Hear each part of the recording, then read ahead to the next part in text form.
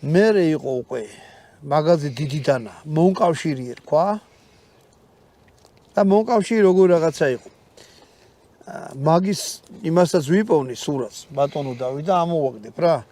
უკან გილზის ამოსაღები ქონდა რომ დანასო გახსნიდი ეგეთი ორი პატარა კბილი ქონდა ჩაყოფდი და ამოვაგდებდი მაგრამ აი რასაც ქვია ღილაკიანი დანა ეგეთი დანა საბჭოთა კავშირში არ იწარმოებოდა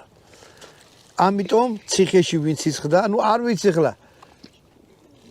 და მასალა საიდან ქონდათ ციხეში პატიმრები შენ გონია მუშაობდნენ საამქროები იყო და მთელი ამბავი სახარატო ტარკი ისინიც იყო რა ქვია ჩარხები და ასე შემდეგ ზოგი ქლიბით ისეც იყვნენ ტიპები რა რომლებიც მარტო ციხეში კი არა ისეც აკეთებდნენ მაგრამ ყველა ვარიანტში ხელით გაკეთებულ დანას პეც შეძენდა ხოლმე რომ იტყოდნენ ციხეში გაკეთებული დანაო რა ეხლა მე რა მინდა რომ გავაკისა თქვა გაჩვენოთ რა არის ეგეთი აი ეს ფურცელზე მაქვს დაწერილი მაგ ტიპის სახელი ვერ დავმახსოვს